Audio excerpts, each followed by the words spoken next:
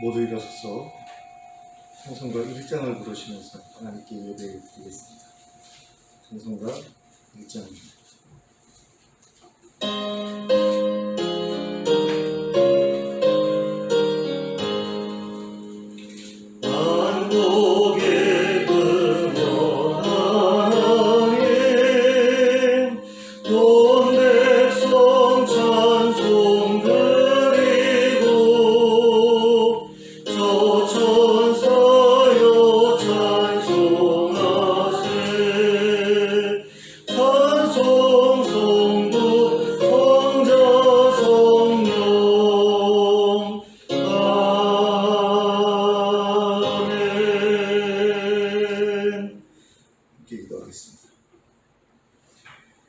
사랑과 은혜가 풍성하신 하나님 아버지, 오늘 저에게 복된 주일을 허락하시고 이렇게 함께 모여 예배하게 하심을 감사합니다. 이 예배의 자리에 하나님 찾아와 주시길 원합니다. 저희를 만나 주시길 원합니다. 저의 모든 더러운 죄를 하나님께서 온전하게 태워 없애주시고 하나님 앞에 거룩한 자로 다시 새롭게 되어서 세상에 나갈 수 있도록 이 시간 역사하여 주시옵소서. 예수 그리스도의 이름으로 기도하였습니다. 아멘.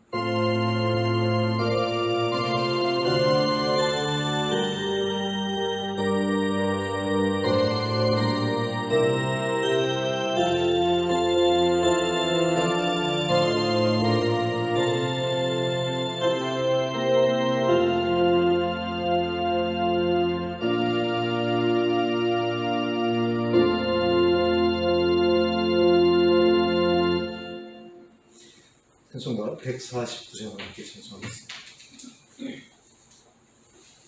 찬송가 149장입니다.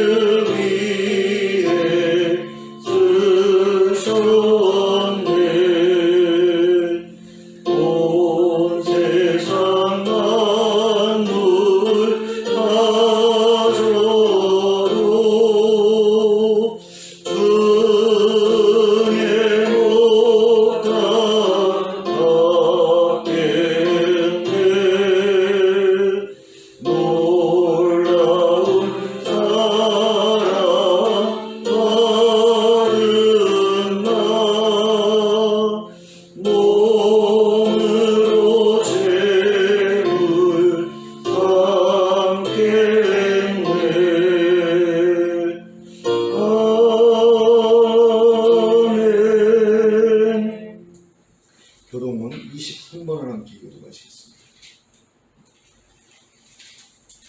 교동문 23번 시편 43편입니다.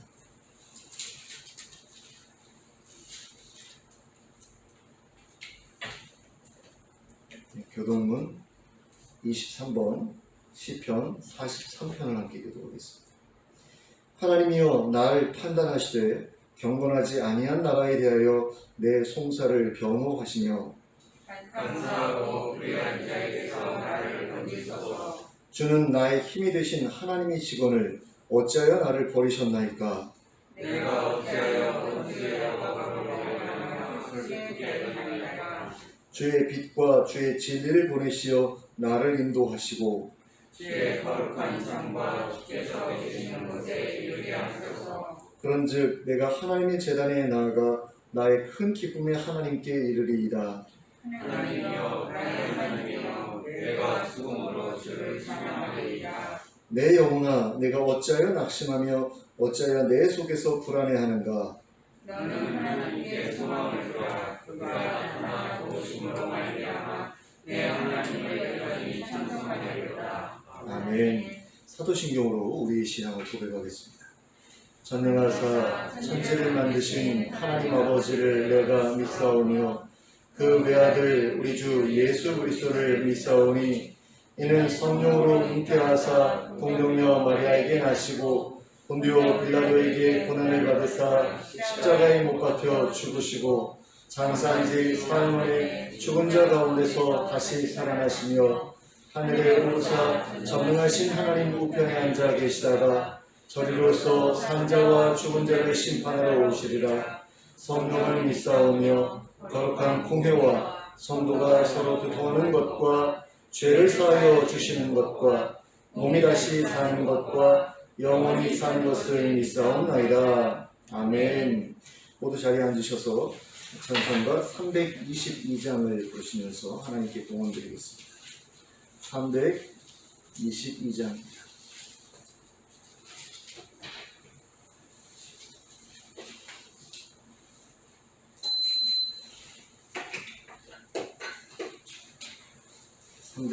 함께 찬송하겠습니다.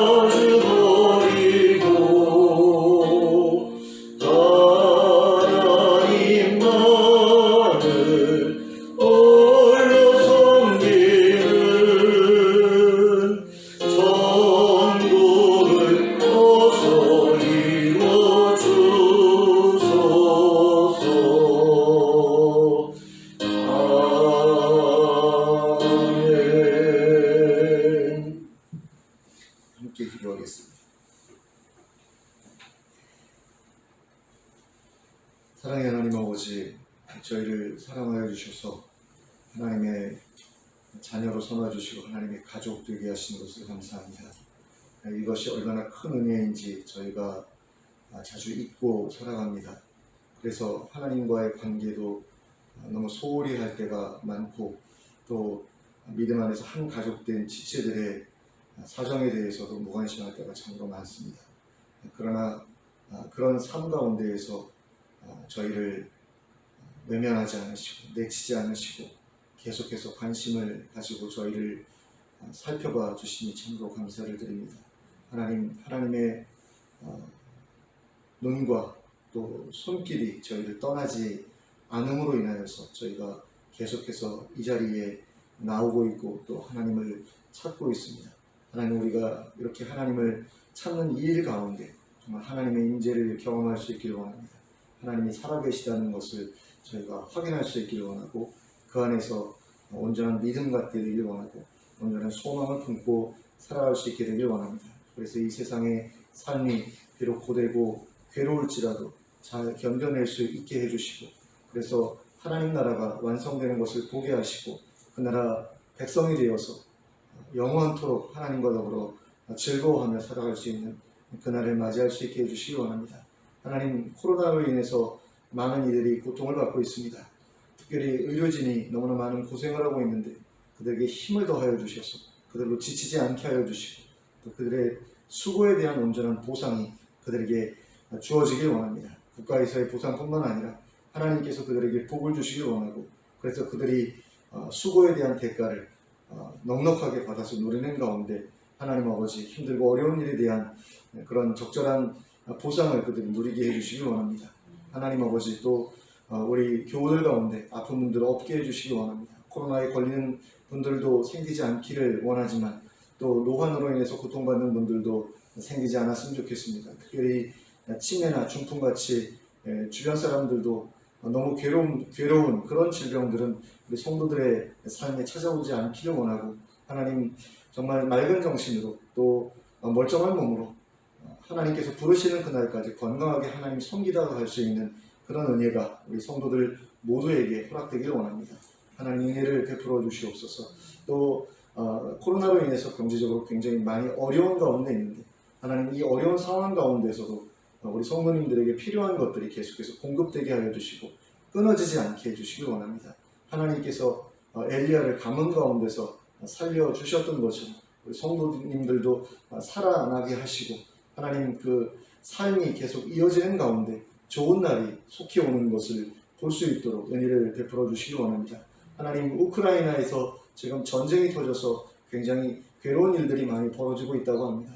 하나님 아버지, 그들을 하나님께서 기억해 주시고 그들에게 평화 주시기를 원합니다. 다른 나라로부터 침략받는 그런 일들이 하나님 이 세상에 더 이상 존재하지 않게 되는 그날이 오기를 원합니다. 그러나 그 전까지 우리가 많은 노력을 기울여야 될 줄로 압니다. 하나님, 예수님께서 선포하신 평화가 하나님 이 세상에 편만하게 펼쳐지도록 우리 믿는 자들이 더 열심으로 노력하게 하여 주시고, 그래서 예수 그리스도의 평화로 말미암아 더 이상 다툼이 이 땅에 벌어지지 않는 그날이 속히 올 수 있도록 저희가 조금이라도 쓸모가 있는 그런 존재로 하나님께 쓰임받게 되기를 원합니다. 그리고 다른 나라로 지금 피신해 있는 그 우크라이나 난민들을 기억해 주시고, 또 그들을 기꺼이 받아주고 그들을 섬기고 있는 다른 나라의 국민들에게 하나님께서 복을 주시기를 원합니다. 어려움에 처한 사람들을 돕는 그 일이 얼마나 귀한 일인지를 모든 이들이 보게 하여 주시고, 그들이 그저 난민이 아니라 하나님께서 보내신 손이라는 것, 객이라는 것, 나그네요, 또 대접해야 될 손님이라는 것을 기억하게 하시고, 그 섬김을 잘하는 가운데 하나님께서 베풀어 주신 놀라운 은혜를 그들이 누릴 수 있게 해주시길 원합니다.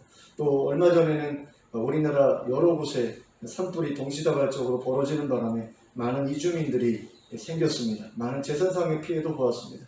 그들을 하나님께서 불쌍히 여겨주시고 우리도 그들을 위해서 조금이라도 도움의 손길을 베풀 수 있도록 하나님 저희의 마음을 움직여 주시고, 또 그래서 그들에게 조금이나마 도움을 전달할 수 있게 해주시길 원합니다. 그래서 그들이 속히 회복되고 다시금 일어설 수 있는 기회를 맞이하는데 저희가 조금 더 쓸모 있어지기를 원합니다. 하나님 아버지, 이처럼 힘들고 어려운 지경에 있는 사람들을 돕는 일이 참으로 귀한 일인데, 하나님 우리 믿는 사람들이 마음의 여유를 가지고 베풀 수 있는 그런 마음가짐 가지고 살아가는 가운데 이 땅에 하나님 나라를 경험하는 자들이 점점 늘어날 수 있도록 하나님 우리가 그 일에 낙해하거나 게으르거나 뒤로 물러서지 않게 해주시기 원합니다. 하나님 또 해외에서 사역하고 있는 우리 이현약 선교사님 가정과 또 김재수 선교사님 가정을 기억해 주시기 원합니다. 이집트와 알바니아에서 사역하고 있는 그들의 사역 가운데 놀라운 열매들이 맺히게 하여 주시고, 그래서 코로나 상황 가운데서도 계속해서 교회가 성장하게 하시고 또 발전되게 하시고 성도들이 변화되는 역사가 일어나게 하여 주시기 원합니다. 우리 교회도 동일한 은혜로 채워주시고, 그래서 하나님의 나라가 우리 안에서 먼저 경험되게 하시고 점점 더 그것이 많은 이들에게 퍼져나가는 그런 역사로 나타날 수 있도록 도와주시옵소서. 하나님, 저희가 예배 가운데 하나님께 드리는 찬양과 기도와 예물을 기쁘게 받아주시고, 특별히 예물이 하나님의 뜻 가운데 온전히 사용되게 하시고 낭비되는 일이 없게 하여 주시고 가되 필요한 사람들에게만 흘러갈 수 있는 그런 하나님의 도우심도 있기를 원합니다. 또 하나님 드린 손길 위에 많은 것으로 하나님께서 채워주셔서 우리 성도들의 삶 가운데 궁핍함이 없게 하여 주시기 원합니다. 어떤 분들은 과도한 헌금 때문에 하나님 가게에 어려움이 있는 그런 신앙생활을 하고 있는 분들도 있다고 하는데, 하나님 아버지, 우리 교회는 그런 분들 없게 하여 주시고 하나님께서 주신 대로 또 감사하는 마음대로 적당한 수준에서 하나님 자신이 할 수 있는 일들을 찾아 하게 하시고, 하나님 아버지, 지나친 욕심이나 또 잘못된 그런 헌신하지 않을 수 있도록 도와주시기 원합니다. 하나님께서 말씀하시는 데까지만 나아갈 수 있게 해주시고 하나님께서 인도하시는 그 길로만 갈 수 있게 해주시기 원합니다. 또 예배 가운데 하나님 찾아와 주시기 원합니다. 저희가 드리는 찬양과 기도와 예물을 받으실 뿐만 아니라 저에게 찾아오셔서 저희에게 하나님의 사랑을 전해주시고 하나님의 손을 저희가 느끼게 하여 주시기 원합니다. 하나님의 만져주심이 저희에게 있어서 저희에게 있는 질병들이 떠나가기를 원하고, 또 하나님께서 말씀하여 주셔서 저희의 어두운 마음이 밝아지기를 원하고 새로운 삶의 결단이 일어나게 하여 주시고 또 놀라운 힘이 저희에게 생겨날 수 있도록 은혜를 베풀어 주시옵소서. 예배의 시종을 다시 한번 하나님께 의탁드립니다. 함께하여 주시옵소서. 예수 그리스도의 이름으로 기도하였습니다. 아멘.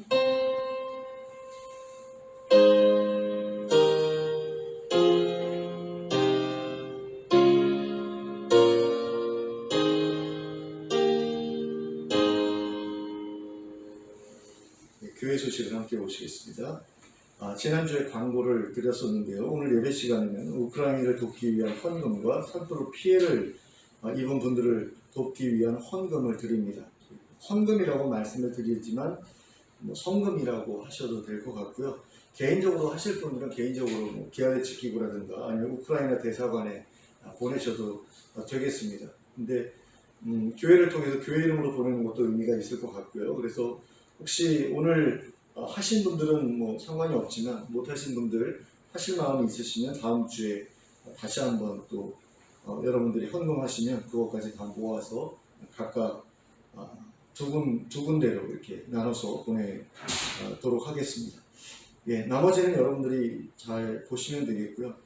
그 오미크론 때문에 굉장히 지금 많은 분들이 힘들어하고 계시는 것 같아요. 다른 목사님들도 굉장히 많이 걸려서 힘들다라는 걸 계속 올리더라고요. 특별히 이제 미각하고 이런 게 좀 후각하고 마비가 돼가지고 잘 돌아오지 않더라 이런 얘기를 하고, 어떤 분은 잘 때 밤에 그렇게 아프다는 얘기를 또 하고 그러더라고요. 근데 끝까지 한 번도 안 걸리고 지나갈 수 있었으면 좋겠습니다. 완전히 종식될 때까지 여러분 가운데 아무도 안 걸렸으면 좋겠습니다. 예, 교회 소식 말씀드렸습니다. 좌우를 둘러보시면서 서로 인사 나누시기 바랍니다. 잘 오셨습니다. 우리 노영자 집사님 오랜만에 상해에서 아드님 결혼을 앞두고 오셨습니다. 한 달 뒤에 4월 말이라고 하셨나요? 네, 4월 말에 큰아드님이 결혼을 하신대요. 제주도 좋지요, 그죠? 30이 안 됐죠, 아직. 네, 대단히 빨리 가는 거라고 그러더라고요, 요즘에는. 요즘 40 정도 돼야 가는 분위기가 됐어요. 한국은 참 어떻게 좀 안타까운 그런 일인데 어쨌든 축하드리고요. 예, 하나님의 말씀 함께 보시겠습니다. 전도서 4장 13절부터 16절까지. 전도서 4장 13절부터 16절까지 있습니다. 함께 합독하도록 하겠습니다. 시작. 가난하여도 지혜로운 젊은이가 늙고 둔하여 경고를 더 받을 줄 모르는 왕보다 나으니 그는 자기의 나라에서 가난하게 태어났을지라도 감옥에서 나와 왕이 되었음이니라. 내가 본즉 해 아래에서 다니는 인생들이 왕의 다음 자리에 있다가 왕을 대신하여 일어난 젊은이와 함께 있고 그의 치리를 받는 모든 백성들이 무수하였을지라도 후에 오는 자들은 그를 기뻐하지 아니하리니 이것도 헛되어 바람을 잡는 것이로다. 아멘. 자, 전도자는 앞에서 위로자 없이 살아가는 삶, 그리고 경쟁과 시기와 질투 속에 살아가는 삶, 그리고 혼자 외롭게 살아가는 삶의 허무함에 대해 말하였습니다. 4장 전반부의 내용이 바로 그런 내용입니다. 지난 수요일에 제가 설교를 했는데요. 굉장히 중요한 그런 내용을 담고 있는 부분이었거든요. 여러분들이 기회가 되시면 우리 유튜브에 올려놓은 것을 다시 한번 여러분들이 확인을 하시던가 아니면 카톡으로 보내드린 파일을 확인을 하셔서 이 부분은 꼭 들어보셨으면 좋겠어요. 전도서 4장 1절부터 12절까지 내용 굉장히 중요한 부분인데요. 그 허무함, 혼자 살아가는, 위로자 없이 살아가는, 그리고 경쟁과 시기 속에서 다른 사람들과의 관계가 너무나 좋지 않은 가운데 살아가는 그런 삶이 얼마나 헛된 것인가, 이것을 이야기했고요. 그리고 그에 대한 대안으로서 다른 사람들과 더불어 살아가는 삶의 가치에 대해서 말하였습니다. 저는 갑자기 왜 전도서에서 두 사람보다 한 사람보다 두 사람이 낫다, 삼겹줄은 쉽게 끊어지지 않는다, 왜 이런 얘기를 하나 싶었어요. 그러니까 인생이 헛되다 그러더니 갑자기 다른 사람이 옆에서 도와주면 굉장히 사는 게 좀 덜 힘들다, 이런 얘기를 왜 하는지 몰랐거든. 근데 이 전도서라는 그 책을 그 공동체의 삶에다 초점을 두고 해석을 해보니까 완전히 그게 다 통하는 그런 이야기가 되더라고요. 너무나 놀라운 그런 깨달음이었어요. 그러니까 전도서에서 등장하는 두 개의 그 중요한 단어가 있는데 그 단어 중에 하나가 헤벨이라는 단어거든요. 이게 헛되다라는 단어고요. 공허하다라는 뜻이에요. 허무하다. 근데 이거에 반대되는 게 무슨 단어가 사용이 되냐면 토브라는 단어가 사용이 됩니다. 그러니까 선한 것, 아름다운 것, 좋은 것. 그래서 공허한 것과 공허하지 않은 좋은 것, 이거를 이제 대조를 하거든요. 그러니까 마치 창세기에서 태초에 하나님이 천지를 창조하시니라 땅이 혼돈하고 공허하며 깊음이 흑암 위에 있고 이런 내용과 하나님이 창조하신 다음에 보시고서 토부하다라고 말씀하시잖아요. 좋았더라라고 하시잖아요. 그 두 가지가 대조되는 것처럼 전도서에서도 그게 나타나고 있더라고요. 그러니까 공허한 것과 토부한 게 나타나는데 이 토부가 하나님의 선물이라고 이야기를 해요. 근데 이 토부한 것과 토부하지 않은 것을 우리의 삶에 적용할 때 그 헤벨한 것, 그러니까 토부하지 않은 그것은 혼자 사는 것, 그 다음에 위로자 없이 사는 것, 그 다음에 시기하고 경쟁하고 질투하면서 이웃 사람들과의 관계가 깨어진 가운데 살아가는 것, 이걸 이제 헤벨이라고 이야기를 하고, 토부는 함께 살아가는 것, 함께 어우러져서 즐겁게 살아가는 그거를 토부라고 이야기를 하더라고요. 전도서의 주제가 사실은 즐거움이었던 거죠.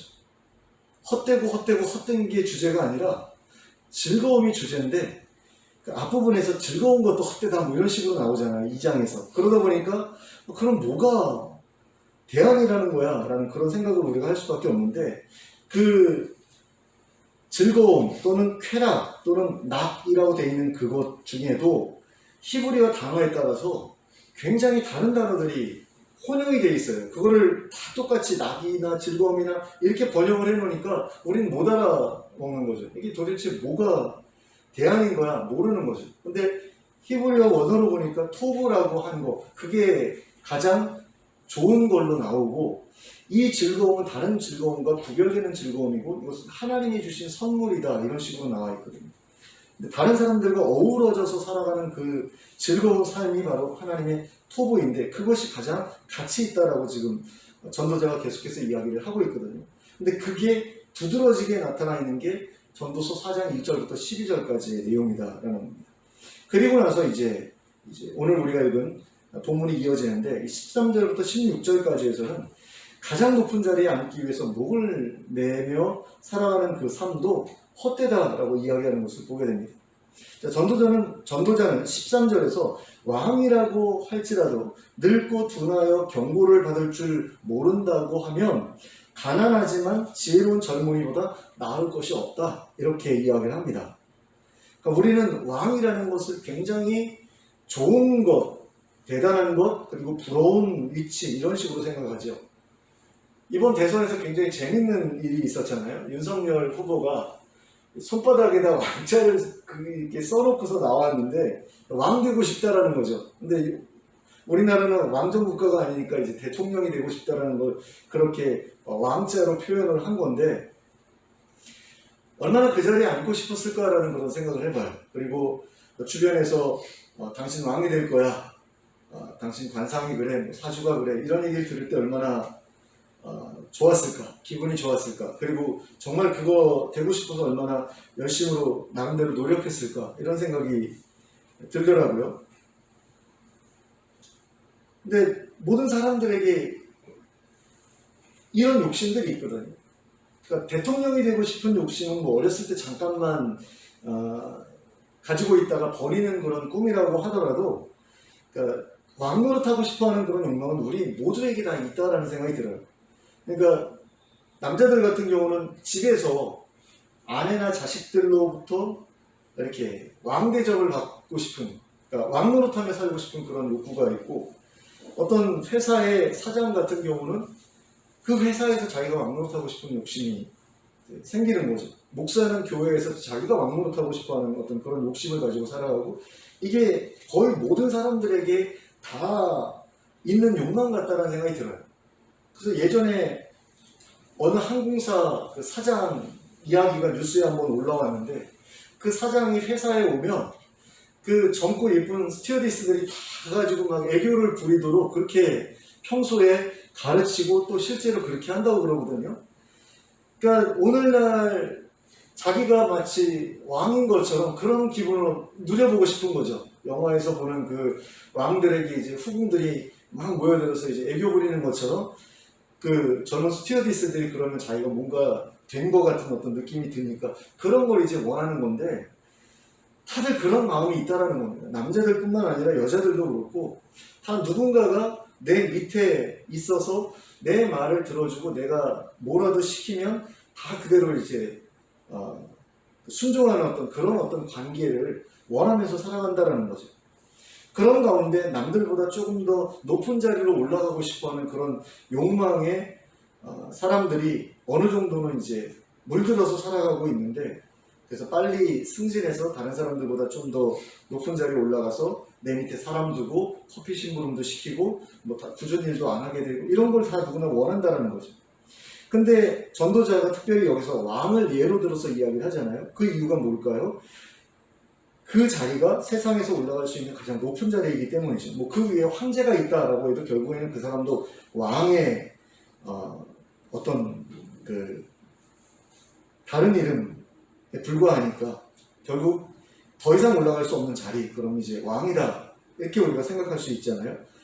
근데 누군가가 지극히 뛰어나서 그 자리를 자기 것으로 만들었다고 해도 그도 언젠가는 늙기 마련이고 또한 둔해지기 마련이고 신하들의 간언을 잘 받아들이지 않게 되기 마련 아닙니까? 누구나 나이가 들어가면 지혜롭고 젊은 사람들보다 못한 사람이 되어가기 마련이다라는 거죠. 실제로 그걸 느껴요. 굉장히 젊었을 때는 내가 똑똑하고 기억력도 좋고 뭔가 판단력도 괜찮았던 것 같은데 나이가 들어가면서 점점 예전보다 못하다라는 그런 생각이 들지 않아요? 근데 그렇게 점점 못해져 가는 가운데 젊었을 때 내가 무시했던 그 사람보다 지금의 내가 더 못한 경우도 있을 수 있거든요. 특별히 이제 어떤 질병에 걸려가지고 치매라든가 중풍이라든가 이런 거에 걸리게 되면 이건 뭐 대책이 없는 거죠. 누구보다도 못하다라는 어떤 자괴감 같은 게 들 수밖에 없지 않습니까? 근데 그런 식으로 왕의 자리에, 가장 높은 자리에 앉아 있어도 언젠가는 점점 더 그렇게 못난 사람이 되어가게 되어 있다는 거죠. 그리고 14절에서는 또 이런 이야기를 합니다. 아무리 가난하게 태어났다고 하더라도, 그리고 젊어서 감옥살이를 했더라도 나중에는 감옥에서 나와서 왕이 되기로 한다. 사실 개성개혁의 번역은 좀 알아듣기가 어렵습니다. 그는 자기의 나라에서 가난하게 태어났을지라도 감옥에서 나와 왕이 되었음이니라, 이렇게 번역이 되어 있는데 조금 이상해요. 그가 도대체 누군가? 늙은 왕인가? 아니면 그 젊은 사람인가? 이거 잘 모르겠거든요. 근데 표준세 번역을 보니까 이렇게 번역하고 있습니다. 한 나라의 가난한 집안에서 태어나서 젊어서 감옥살이를 하다가도 임금 자리에 오를 수 있다. 자, 지금은 가난하다고 해도, 그리고 가진 게 아무것도 없다고 해도, 그리고 심지어 감옥에 갇혀 있다고 해도 아직 젊고 팔팔하다면 그에게도 왕이 될 기회가 주어져 있다. 이런 이야기죠. 이것은 마치 이집트의 총리였던 요셉이나 아니면 다윗 왕이나 아니면 다니엘 선지자에게 일어났던 일을 연상하게끔 합니다. 그러니까 요셉은 젊어서 형들에게 이제 노예로 팔려가죠. 이집트로 팔려가서 감옥살이까지 하지 않습니까? 그런데 훗날에는 이집트의 총리 자리에까지 오르게 되죠. 또 다윗은 가난한 집에서 태어나서 왕의 사위까지 되지만 오랜 시간 동안 생명의 위협을 받으면서 쫓겨다니다가 한참 뒤에야 사울의 뒤를 이어서 이스라엘의 왕이 됩니다. 또 다니엘은 전쟁포로로 잡혀서 먼 외국으로 끌려갑니다. 거기서 아마도 환관이 된 것 같아요. 많은 사람들이 이 부분을 그냥 넘어가거든요. 느헤미야에 대해서는 환관이라고 생각을 해요. 술 맡은 관원은 주로 환관을 시키거든요. 그러니까 느헤미야는 환관이다 라고 많은 사람들이 생각을 하는데 다니엘 선지자는 환관이 아닐 거다 라고 생각을 합니다.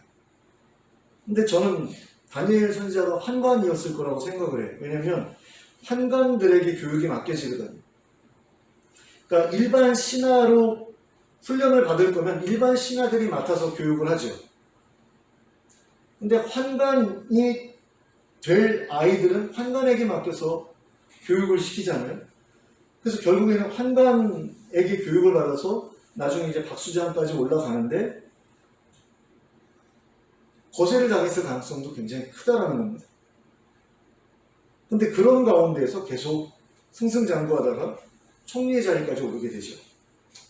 그러니까 젊었을 때 아무리 형편이 어렵고 뭐 여건이 안 좋고 그렇더라도 나중에 나이 들어서 그가 어떻게 될지 누가 알겠느냐라는 겁니다. 그리고 15절에서는 그렇게 젊은 사람이 새로운 왕이 되고 나면 해 아래 모든 인생들이 그 젊은이를 따르게 되더라, 이런 이야기를 하고 있는 것을 볼 수 있습니다. 개정개혁에서도 좀 별로 이렇게 마음에 안 들게 번역이 되어 있는데, 내가 본즉 해 아래에서 다니는 인생들이 왕의 다음 자리에 있다가 왕을 대신하여 일어난 젊은이와 함께 있고, 좀 매끄럽지 않지요? 근데 표준세 번역은 이렇게 번역하고 있어요. 내가 보니 세상에서 살아 움직이는 모든 사람이 왕의 후계자가 된 젊은이를 따른다. 그러니까 예전에는 그 늙은 왕을 따르던 사람들이 왕이 딱 바뀌고 나니까 그 젊은 왕을 따르기 시작하더라, 이런 이야기죠. 그러니까 새로운 사람이 왕의 자리에 오르면 앞서 왕이었던 사람을 따르던 사람들도 모두 새로운 왕에게로 갈아타더라, 이런 이야기죠. 왕의 자리가 다른 사람에게 넘어가면 사람들도 다 같이 넘어간다는 겁니다. 그 자리와 함께. 언제까지나 내 곁에 머무를 거라고 생각해서는 안 된다는 그런 이야기죠. 그리고 16절에서는 그 무수한 사람이 새로운 왕을 따르게 된다고 하더라도 그 이후 세대의 사람들은 그 왕을 싫어하게 될 수도 있다. 또 이런 이야기를 합니다. 이것도 좀 마음에 안 들지만 개정개혁은 이렇게 번역하고 있어요. 그의 7일을 받는 모든 백성들이 무수하였을지라도 후에 오는 자들은 그를 기뻐하지 아니하리니 이것도 헛되어 바람을 잡는 것이로다. 표준세 번역은 이렇게 번역합니다. 한 왕이 다스리는 백성의 수가 셀 수 없이 많다 하여도 그가 물러나면 어느 누구도 그의 업적을 찬양하지 않으니 왕으로서 통치하는 것도 헛되며 바람을 잡으려는 것과 다를 바 없다.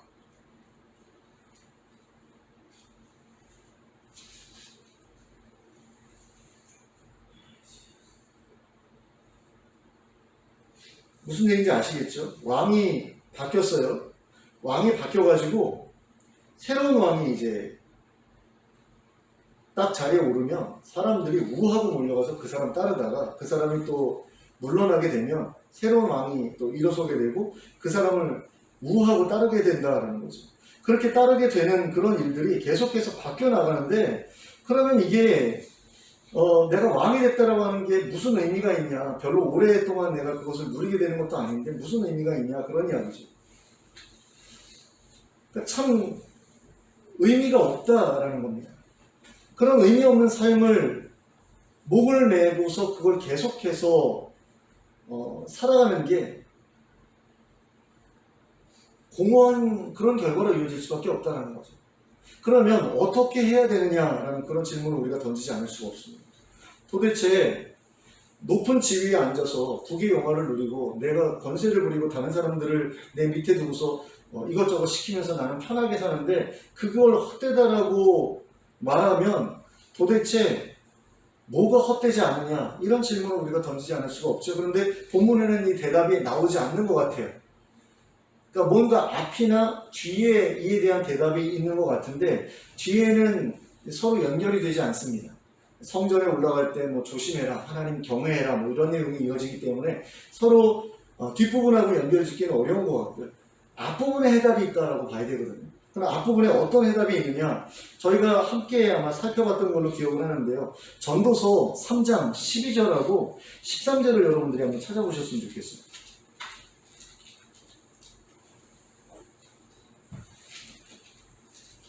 제가 전도서의 그 핵심 구절로 전도서 9장 9절을 계속해서 말씀을 드리는데 3장 12절과 13절도 굉장히 중요한 그런 내용입니다. 이것도 뭐 결론이라고 해도 과언이 아닐 정도로 굉장히 중요한 말씀인데요. 자, 함께 한번 읽어볼까요? 시작.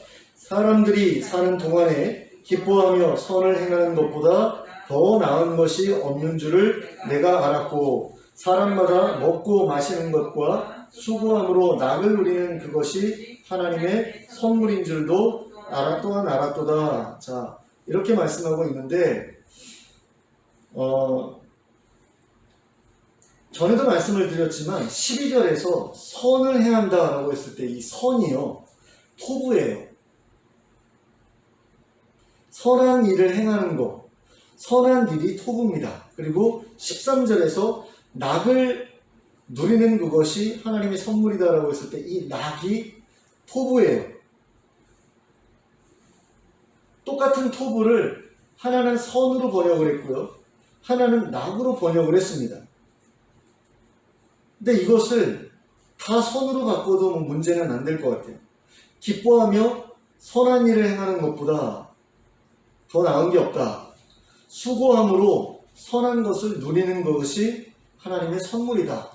그러니까 선한 것, 이 토부가 무엇인가, 이걸 우리가 알 필요가 있는데 바로 하나님께서 우리 인간에게 선물로 주신 게 토부라는 거죠.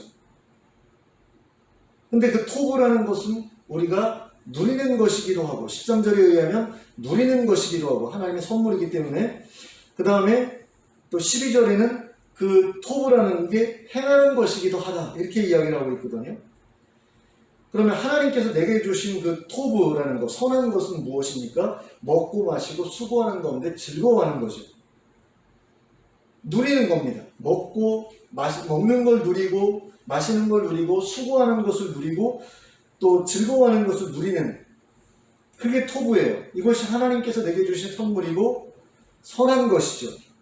이건 그냥 누리면 되는 겁니다. 그런데 토부는 또한 행하는 것이다 라고 12절에서 이야기를 하거든요. 그럼 토부를 행한다는 것은 무엇이냐, 선한 일을 행한다는 것은 무엇이냐, 하나님께서 내게 주신 토부를, 선한 것을 나만 누리지 않고 다른 사람들에게도 누릴 수 있도록 공유하는 것, 나누어주는 것, 그게 토부라는 겁니다. 내가 누리고 있는 토부를 다른 사람들도 누릴 수 있게 해주는 거. 근데 어떻게 해야지 그것을 누릴 수 있게 해줄 수 있습니까? 다른 사람들이 먹고 마시고 일하고 즐거워할 수 있게 하려면 어떻게 해야 되죠? 그런 것을 우리가 공급해줘야 되는 거죠. 다른 사람들에게 먹을 것이 없다 그러면 먹을 것을 주고, 마실 게 없다 그러면 마실 것을 주고, 일자리가 없다 그러면 일자리를 만들어주고, 즐거워할 것이 없다 그러면 같이 놀아주고, 이게 토부라는 겁니다. 그러니까 부모로서 자녀에게 토부를 행한다라는 건 어떤 거죠? 자녀에게 먹을 거, 마실 거, 그 다음에 뭐 공부를, 걔네들한테는 일하는 게 이제 공부하는 게 일이니까 공부할 수 있는 어떤 여건을 만들어주고, 그 다음에 즐길 수 있도록 같이 놀아주는 거죠. 제가 아는 어떤 장로님은 자기 아들하고 뭐 게임도 같이 하는데, 버블파이터 같은 것도 저도 아들하고 잠깐 동안은 같이 했거든요. 근데 제가 실력이 너무 떨어져서 제가 좀 재미없었을 것 같아요. 근데 제가 아는 그 출판사 사장님이면서 이제 장로님인 분은 그거 하다가 그 서든 어택 하다가 그 다음에 배탈 그라운드인가요? 그런 것까지도 이제 아들하고 같이 하면서 지내더라고요. 근데 아들이 얼마 전에 군대를 갔어요. 그런 걸 보면서 참, 저거 참 부럽다라는 그런 생각을 했습니다.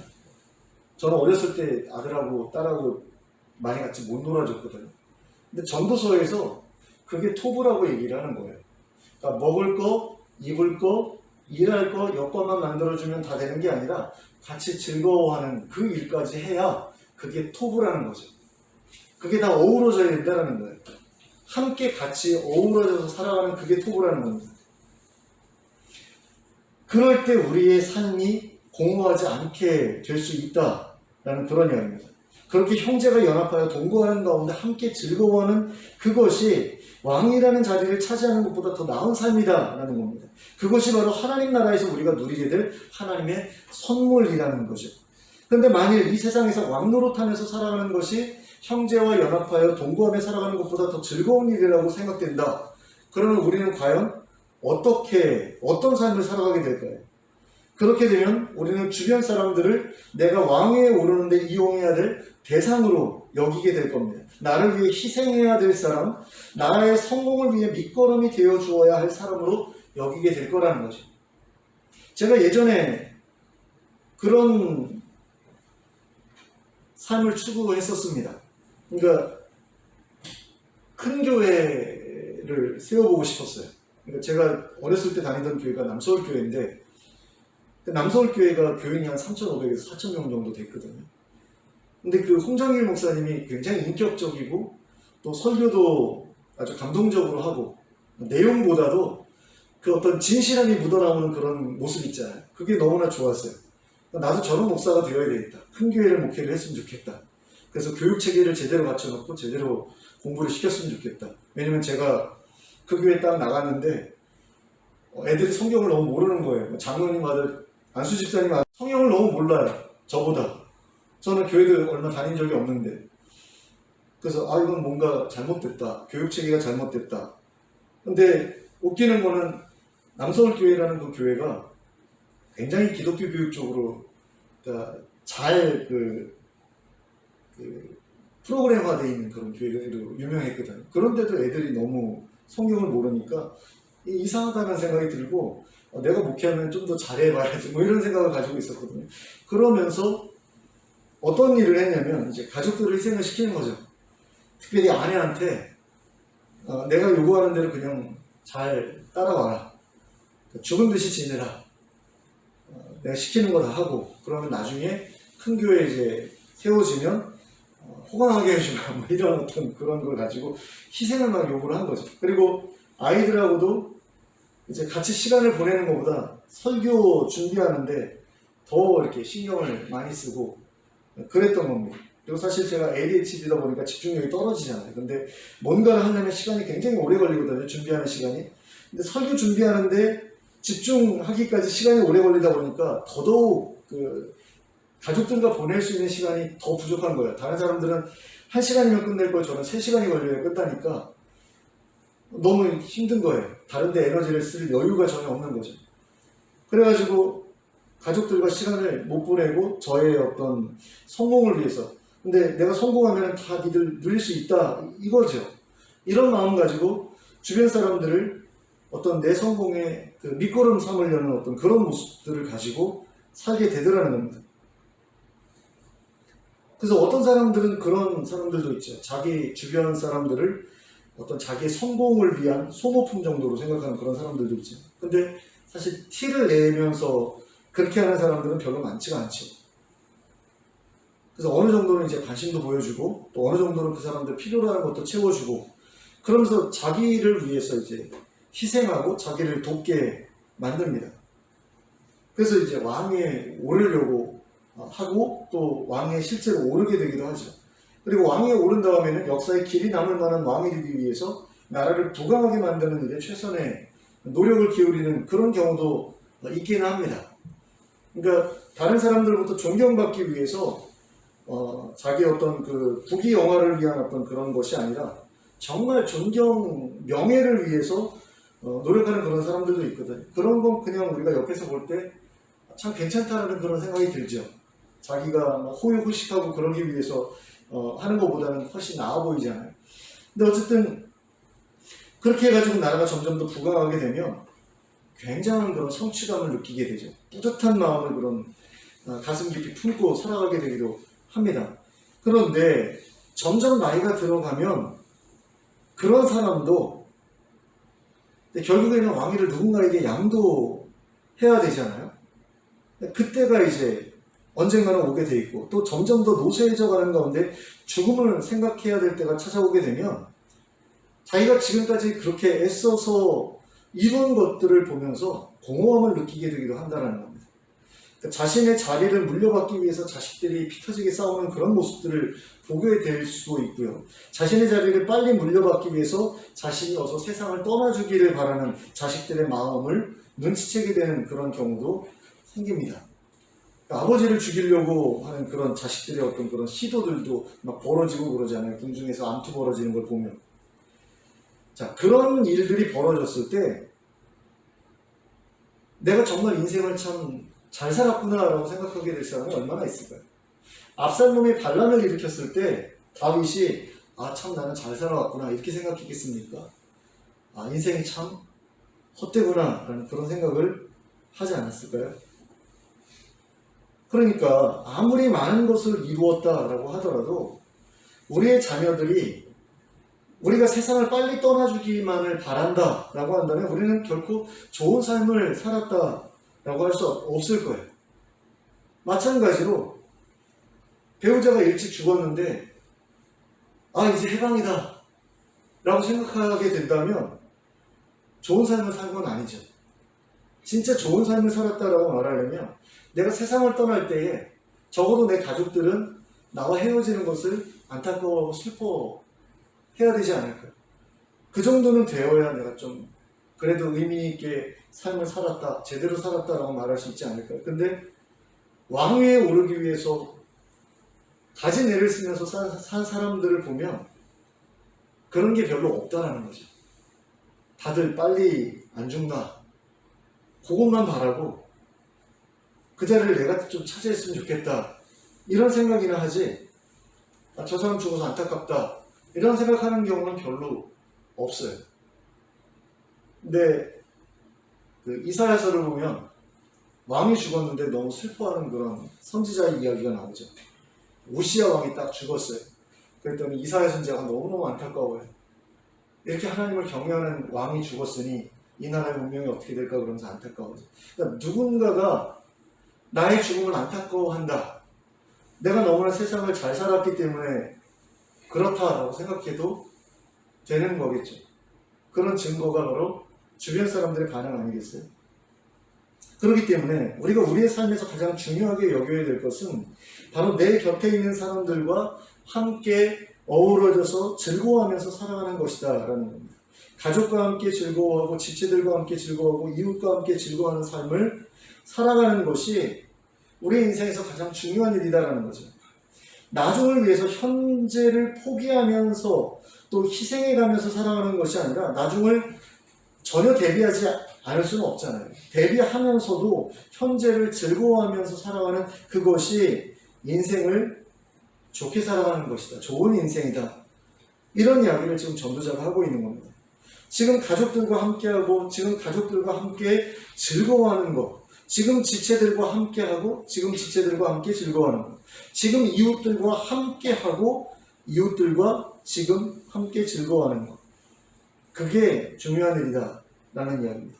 그래서 우리의 공허한 인생을 관계 안에서 누리는 즐거움으로 채워나가는 것, 그것이 바로 하나님께서 우리에게 선물로 주신 토부, 선한 것, 아름다운 삶이다라는 거죠. 전도자는 이런 삶을 살아가는 것이 세상에서 가장 좋은 삶이라고 이야기합니다. 왕이 되어 권세를 누리는 것보다 남들보다 더 빨리 승진하고 가장 높은 자리에, 뭐 은행원 같으면 은행 지점장 자리까지 올라갔다가 나중에 은행장까지 되면 나는 정말 인생을 잘 살았어 이렇게 생각할 수도 있지만, 그거보다도 주변 사람들과 함께 즐거워하면서 행복하게 사는 게 더 좋은 삶이다라는 거죠. 왕이라는 자리 별거 아니다라고 이야기합니다. 내가 그거 해봤는데 별거 아니래요. 해본 사람이 별거 아니래요. 근데도 사람들은 그거 믿지 않죠. 받아들이지 않습니다. 지는 해봤으니까 뭐 이런 식으로 생각을 합니다. 자기는 해봤으니까 아쉬운 게 없겠지. 난 못 해봤잖아. 나는 좀 해봐야 되겠어 라고 하면서 거기에다가 목을 메고 살아가는데, 그 별거 아닌 거에 목 메고 살지 말라는 겁니다. 이 말씀을 좀 여러분들이 들으시기 바랍니다. 높은 자리에 앉는 것, 점점 더 높은 자리로 올라가는 것, 좋은 직장에 들어가서 남들보다 빨리 승진하는 것, 그래서 더 높은 자리를 차지하는 것, 그런 것에 인생을 걸지 마시기 바랍니다. 지금 현재 여러분의 곁에 있는 사람들과 하루하루를 의미 있고 가치 있게 보내시기 바랍니다. 그리고 즐거워하시기 바랍니다. 그것이 가장 좋은 삶입니다. 제가 어제 참 재밌는 걸 봤어요. 그 쾌락에 대한 어떤 순위를 매겨놨는데요. 20점, 30점 뭐 이렇게 해가지고 쭉 올라가서 80점. 그게 제일 높은 점수예요. 어떤 그 심리학과 또는 상담학과 같은 데서 이렇게 조사를 한 건가 봐요. 근데 거기에 뭐가 나오냐면 자기가 이상형으로 생각하는 이성과 사귀게 되는 것이 가장 높은 그런 그 쾌락 점수를 가지고 있다. 80점이 그거더라고요. 그게 최종 가장 이제 높은 점수였는데, 제가 그걸 보면서 전도서 9장 9절이 생각이 났어요. 그러니까 사랑하는 내 아내와 더불어서 인생을 즐겨라 라는 그런 내용이거든요. 전도서 9장 9절 그 얘기잖아요. 근데 그게 가장 쾌락 지수가 높다고 그래요. 그러니까 우리가 거기 보면은 게임하는 것도 나오고 뭐 야동 보는 것도 나오고 별게 다 나오는데 그거 다 50점 아래예요. 별거 없더라고요. 근데 내가 이상적으로 생각하는 그 이성과 함께 이렇게 같이 즐겁게 관계하는 어떤 그런 거, 성관계가 아니라, 성관계는 따로 있어요. 아래 점수 낮은 점수에 있더라고요. 그거 말고 그거는 60점 정도 되는 것 같은데 80점짜리는 그게 아니라 그냥 같이 좋은 사람하고 같이 있는 거, 그게 80점이더라고요. 그래서 제가 전도서를 공부하면서 깨달은 것과 너무나 절묘하게 통하는구나라는 그런 생각을 했어요. 그러니까 중독자들을 치유하려고 많은 의사들이 노력을 해도 중독이라는 것은 한 번 빠지면 못 고친다라고 이야기를 하잖아요. 근데 그 중독자들이 어디에 가면 그 중독에서 벗어나냐면 교회에 가면 중독에서 벗어나기도 한다는 거죠. 근데 교회가 그냥 교회가 아니라 공동체성이 아주 탁월한 그런 교회에 들어갈 때 그 사람의 중독이 그 사람을 더 이상 묶고 있지 못하더라는 거예요. 무슨 얘기냐면, 내가 어떤 중독 물질을 내 몸에 주입을 하든가 아니면 뭐 어떤 중독적인 자극을 내 몸에 주입을 해서 내가 내 몸에서 도파민이 분비되는 그곳에 중독이 되어 있다고 할 때, 그 중독적인 어떤 생활을 통해서, 그 삶을 통해서 나에게 오는 그 자극을 통해서 얻는 그 도파민보다 정말 내가 사랑하는 누군가와 함께 어울려서 어디를 다니거나 여행을 다니거나 아니면 같이 밥을 먹거나 이런 데서 오는 그 자극에서 나오는 도파민이 더 강렬하다는 이야기죠. 내가 중독되어 있는 어떤 것보다 좋은 사람과 관계하고 있을 때 누리는 그 즐거움이 중독이 주는 쾌락보다, 그 어떤 중독이 주는 쾌락보다 내가 좋은 사람들과 함께 있을 때 얻게 되는 그 쾌락이, 즐거움이 더 크다라는 겁니다. 그렇기 때문에 정말 좋은 공동체에 들어가 있으면 중독에서 쉽게 벗어날 수 있다는 거예요. 중독이 주는 것보다, 세상이 주는 평화보다 예수님이 주는 평화가 더 크다라고 그러잖아요. 세상이 줄 수 없다고 그러잖아요. 근데 이걸 평화 대신에 쾌락으로 바꿔도 됩니다. 톱으로 바꿔도 돼요. 그러니까 세상이 주는 토부보다, 근데 그 세상이 주는 토부는 토부가 아니죠. 헤벨이죠. 그건 헤벨에 불과하다는 것. 그거보다 내가 공동체 안에 들으면 예수께서 나에게 주시는 자신의 몸에 허락하시는 그 토부가, 그 쾌락이 더 크다라는 겁니다. 그러니 얼마나 대단한 거예요. 저는 이게 너무 감사해요. 이 사실을 알게 된 게. 제가 우울증이 좀 있잖아요. 그래서 정신과 다니면서 약 먹지 않습니까? 근데 이게 약이요, 별로 효과가 그렇게 있지는 않아요. 그러니까 우울한 생각을 좀 덜하게 해주기는 해요. 그러니까 정신을 약간 좀 이렇게 날카롭지 않게, 예민하지 않게 만들어주는 그런 약이에요. 근데 저는 또 ADHD가 있기 때문에 정신을 날카롭게 해주는 약을 같이 먹어요. 그러니까 이게 두 개가 상쇄돼서 효과가 없는지 어쨌든 조금 뭔가 좀 아쉬운 부분이 있거든요. 근데 이렇게 약을 먹는데도 어떤 때는 굉장히 우울해져가지고요, 하루 종일 아무것도 하기 싫을 때가 있어요. 그럴 때 제가 하나님께 무슨 기도를 하냐면, 예전에는 하나님 우울증을 고쳐주세요, 벗어나게 해주세요 그러다가 하나님께 무슨 기도를 드리기 시작했냐면, 좀 더 구체적으로 드리자 해가지고 하나님 저한테 도파민을 주세요라고, 저에게 풍성한 도파민을 주세요라고 기도하기 시작했습니다. 시편 23편에 보면 내 잔이 넘치나이다 그러는데, 저는 내 도파민이 넘치나이다라는 그런 어떤 고백을 해보고 싶은 거예요. 하나님 도파민을 주세요 그랬는데, 전도서에서 얘기하는 게 그거더라고요. 네 곁에 있는, 네가 사랑하는 또는 너를 사랑하는 그 좋은 사람들과 함께 더불어서 살아갈 때 세상이 줄 수 없는 도파민이 너에게 넘칠 것이다라는 이야기를 여기서 하고 있다. 저는 그렇게 깨달았어요. 그게 바로 천국의 삶인 거죠. 형제가 연합하여 동거하며 어찌 그리 선하고 아름다운 곳, 토부한 곳, 형제가 연합하여 동거하면서 즐거워하면서 살아가는 그 삶이 얼마나 아름다운가. 거기에 하나님께서 영생을 주시기로 하셨다. 그게 시편 133편의 말씀인데, 그 이야기를 여기서 하고 있더라고요. 제가 구하던 것에 대해서 하나님께서 야, 그렇게 해야지 그걸 네가 얻을 게 아니야 라고 저한테 말씀하시는 것 같은 그런 느낌을 받았어요. 전도서를 공부하면서. 제가 도파민을 주세요 라고 기도했더니, 네가 사랑하는 가족들하고 즐겁게 살아. 그러면 도파민이 생길 거야. 풍성하게, 세상이 줄 수 없는 그 정도의 풍성한 도파민이 너에게 주어질 거야. 이런 식으로 막 응답하신다라는 그런 느낌이 들었어요.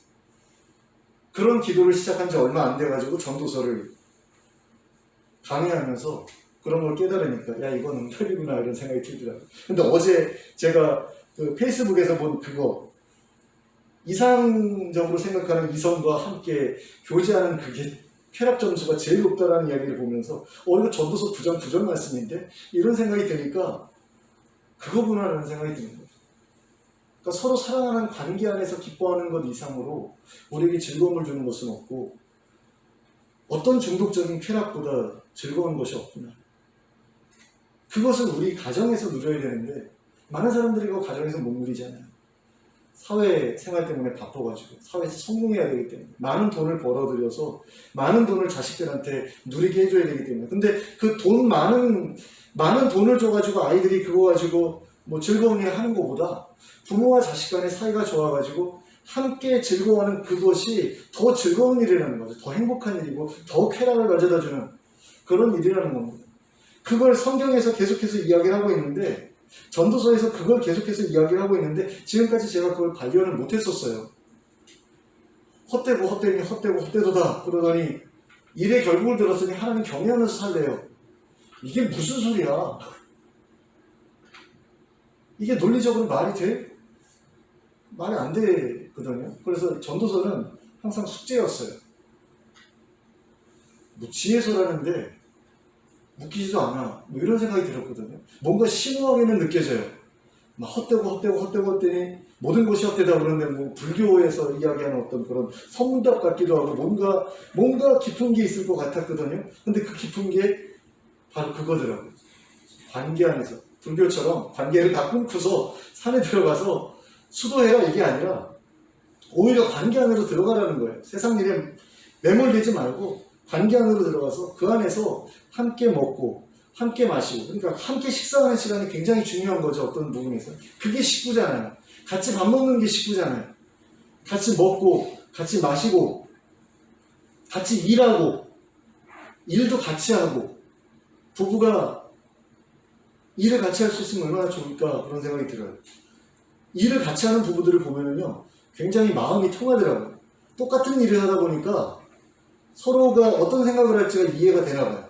물론 일하다가 관계가 깨지는 경우도 있고 운전 연수 시켜주다가 깨지는 경우도 있지만 일을 같이 하고 또 같이 즐거워할 수 있다면 그것 이상의 행복한 삶은 없고 그것 이상의 선물은 없지 않는가.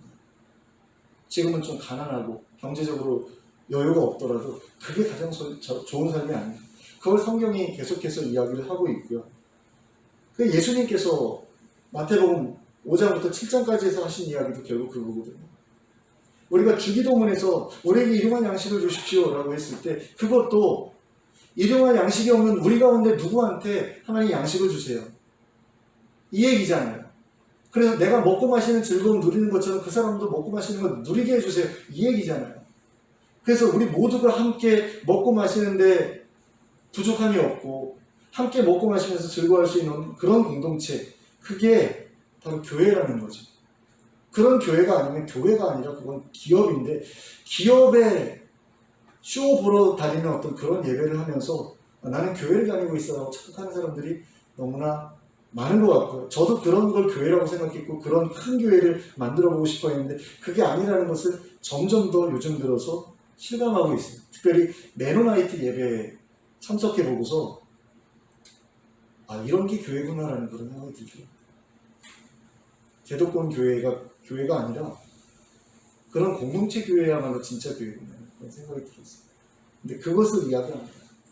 그래서 여러분들이 그 부분에 대해서 한번 고민해 보셨으면 좋겠어요. 과연 내가 다니고 있는 교회가 정말 교회이고 거기서 가르쳐 주는 게 정말 신앙이고 내가 나아갈 삶의 방향이 맞는지에 대해서 한번 생각해 보셨으면 좋겠고, 성경이 진짜로 말하는 복된 삶이라는 것, 하나님께서 나에게 누리라고 주신 복이라는 것, 그게 과연 어떤 건지 여러분들이 좀 고민 좀 해보셨으면 좋겠고, 전도서가 말하는 결론이 정말 맞는지 확인해 보셨으면 좋겠어요. 그리고 그게 맞다라고 생각한다면 주변 사람들을 돌아보는 데 좀 더 신경을 쓰고 그들과 더불어서 함께 어우러져서 살아가는 삶을 더욱더 열심으로 추구하는 가운데 하나님의 선물을 더욱더 풍성하게 누리실 수 있게 되기를 예수 그리스도의 이름으로 축복합니다.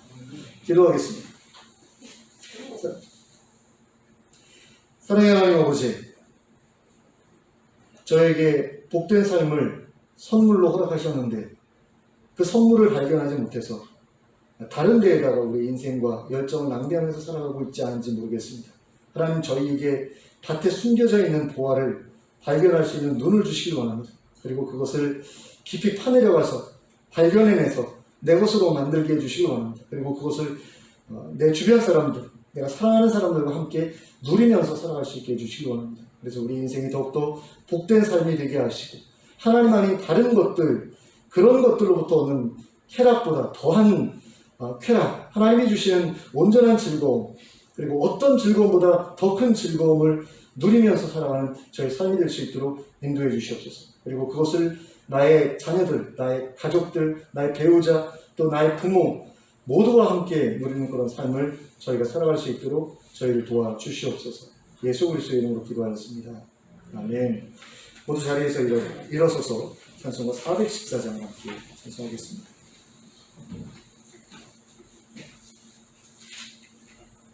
414장입니다.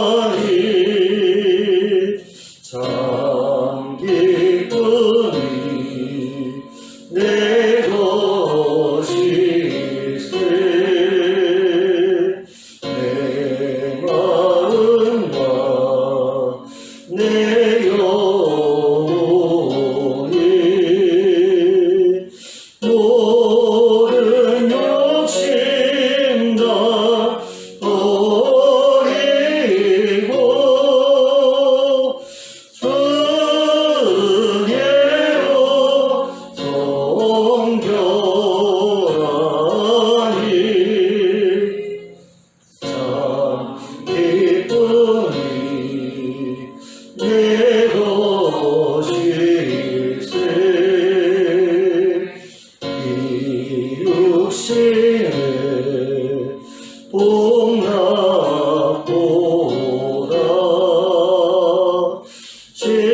신령한 복도 좋으니 내 맘과 뜻 아파요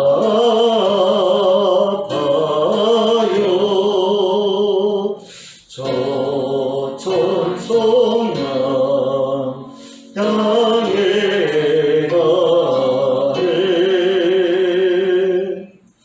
아멘. 함께 기도하겠습니다. 이제는 우리 주 예수 그리스도의 은혜와 하나님 아버지의 극진하신 사랑과 성령님의 감동감화 교통하심이 하나님께서 주신 그 선한 것을 내 것으로 삼고 또 그것을 내가 사랑하는 사람들과 함께 누리기로 결단하고 또 결심하고 들어가는 주의 백성들 머리 위에 지금부터 영원토록 함께 하실지어다. 아멘.